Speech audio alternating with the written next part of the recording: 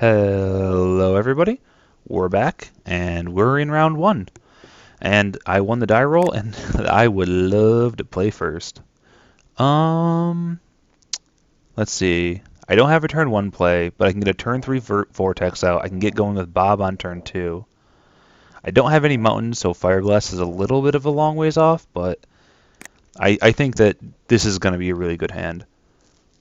So I'm going to start off with the Reaches, because I undertapped anyways. And I'll just pass the turn. Blue tells me nothing. I think I'll play the Mire and crack it for a mountain now. And then I'll run out of Bob. Do you have a counterspell? Force Spike. Ugh. Well, that's fine. If he wants to counter my Bob, he can do that. I have Vortex and then Aristocrat coming down the pike, so that's good. Scroll Rack? Oh, okay. Sure. If he wants to spend his time scroll racking, I am fine with it, because I'm going to start the clock. And the next turn I'll just drop Aristocrat and start bashing his face in. We'll see how this works.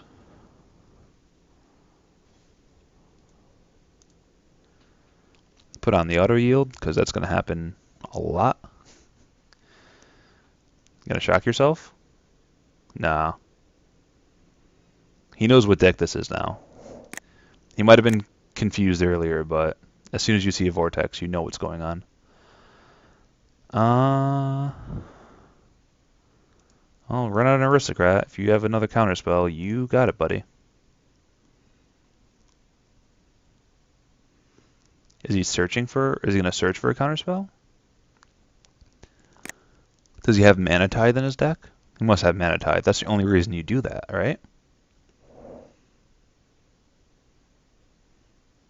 He's gonna exile his whole hand, probably.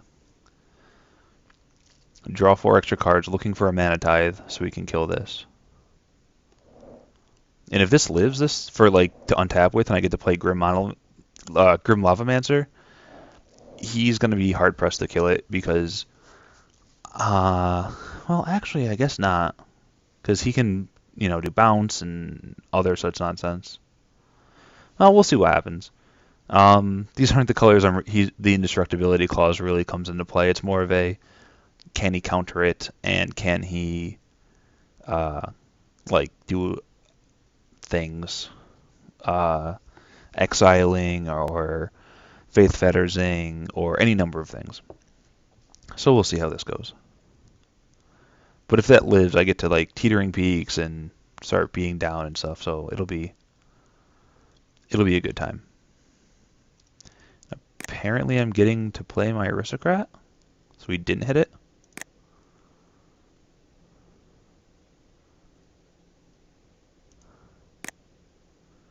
All right, declare attackers.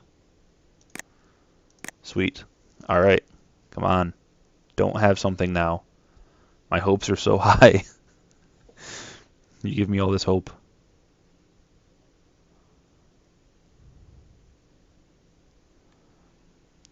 Having Mystical Tutor? Oh, that's fine. He's probably searching up a Faith Fetters or something like that to throw on the Aristocrat. But if he does that, I'm just going to sack it to itself, because that way he doesn't gain the life off of the Faith Fetters, which is really good for me. Because if he wants to do that, because I don't really think I can race him extremely well right now. I mean, I'm off a mountain for that. I only have a Grim Lavamancer. Yes, I'm dealing damage with the Vortex, but I'm also taking damage from the Vortex, so it's a give and take. So let's see what he gets here, though. I have this too, I guess, so I can start beating down with this if I need to. It's a 2/2 with fire breathing. Oblivion Stone? Oh. Oh. Well, luckily that's 2 turns away for him, because he's going to play it this turn. He has to hit up 2 land drops in a row. which I'm assuming he will be able to do. I mean, Scroll Rack is just basically giving him a, 7 or 8 card hand right now. But if he wants to spend his whole next turn doing Oblivion Zone stuff, that's destroy each non-land permanent. Well, lucky for me, I can give it indestructibility for a turn, right? Yeah, sweet. And I'll take my 2. Well, Stormkirk Noble, you'll get there next turn. But for now, I'm going to throw this thing out. Yep. And then Lavamancer. Nice. And then I'll be able to sack the Lavamancer to give it indestructibility, as well as a +1/+1. And at that point, it's probably, if not close to a game. Because at this point, I just have to rip a mountain off the top of my deck, or any land, really. And I can just kill him with Fire Blast and whatnot. But yeah, so if he hits his land here, which I'm assuming he's digging for land if he doesn't have one already, he can just pop the O Stone, go to wipe the board. I give this indestructibility and +1/+1. He'll be at 5, or he'll be at 4. This will be 5 power and flying. So we'll have to do something at that point. I can also just, run out the Noble next turn if I don't draw land. Or I can just hit him for 3 with this. And then he dies in 2 turns to Vortex. No, because Vortex is leaving the battlefield.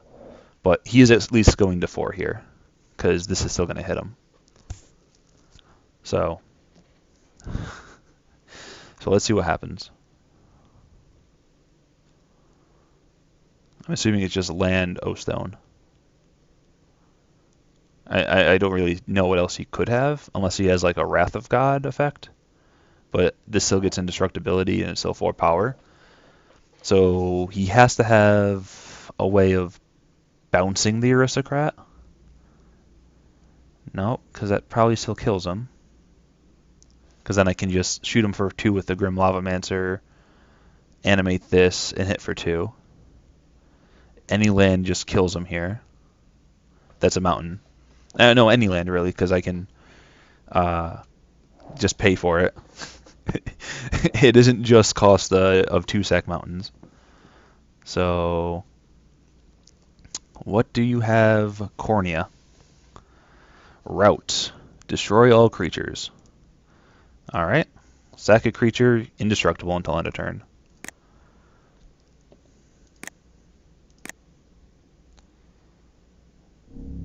Alright. So that went well. So he's only running 2 colors as far as I could see. He's trying to do a lot of like really fancy stuff with the Scroll Rack and Oblivion Stone, so maybe this is good. Because if he plays Oblivion Stone with a big plan of like saving the game, I can just blow it up, which is, good. He doesn't look like he has many creatures. At least he didn't play any creatures. So I'm going to cut the Spike Shot. I think this is a lot better if you have creatures that you're playing against, because you can just kind of ping them away.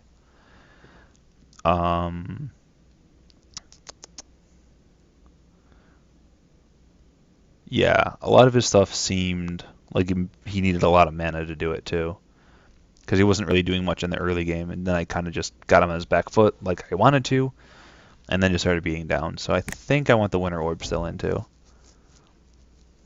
But he gets beyond the play, so lucky him. This seems like a really good hand. If I can just draw a couple land. No, because I get to go Lavamancer into maybe Searing Blaze something if he does have an early drop. I can suspend a Rift Bolt to just dome him for 3. Or Stormkirk Noble, that works too. Do you have a Force Spike? Seriously. Do you just have it again? Against my 1-drop? No. Okay. So Stormkirk Noble is probably going to start doing some good stuff, because I have 2 ways of dealing with what he plays if he plays a creature to block it. So he really needs another way of getting at it, which I don't see him having so far. Just taking 1. Alright, Lavamancer. Okay. Do I suspend the Rift Bolt? I don't have a 3-drop currently, so I can probably just play it next turn. And I'm not really itching. Like, I'm not going to have another thing I can put into the graveyard for Lavamancer, so it's probably fine. Alright, so he has the Yo-Stone. Come on. Nope, that wasn't it. But that's a card I'll play.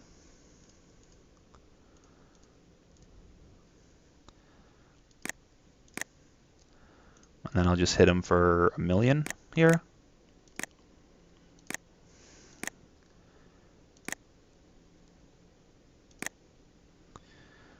So he goes to 9.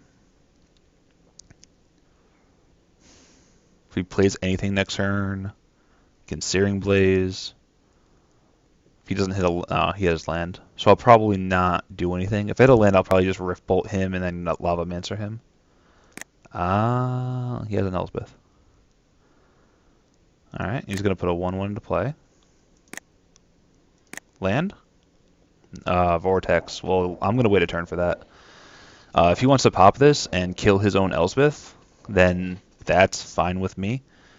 I think the play here, though, is the Searing Blaze to get rid of the Soldier token, and then Lavamancer him for 2, and then hit him for another 3, so that'll put him to 2, 3, 4, 5, 6, so that'll put him to 3, and then I can just Rift Bolt him the next turn. Yeah, that seems good. Choose a player, choose a creature, do that. Redirect damage, nope. Begin combat. Just attack directly.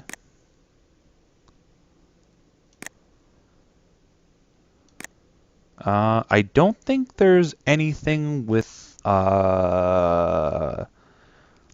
super split second. So I'm just going to pass a turn and see what he does here.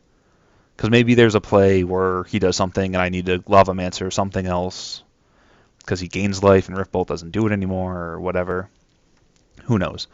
I just don't want to be in a situation where I'm losing the game, and I'd really like him to just have to pop the Oblivion Stone and kill his own Elspeth.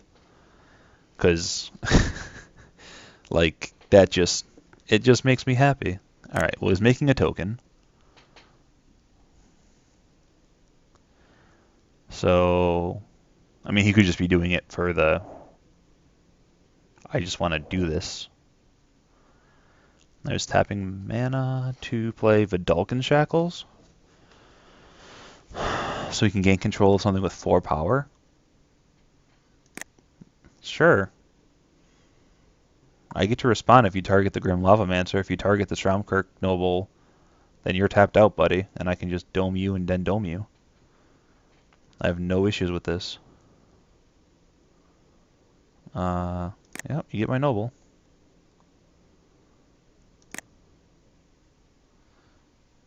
Alright. End of turn. Shoot you in the face.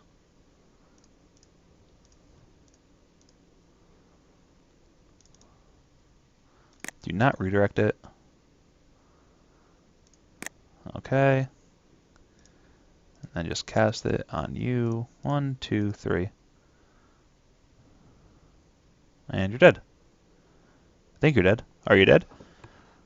I'm not redirecting it. Pact of Negation? Oh, you, sir, are a trickster.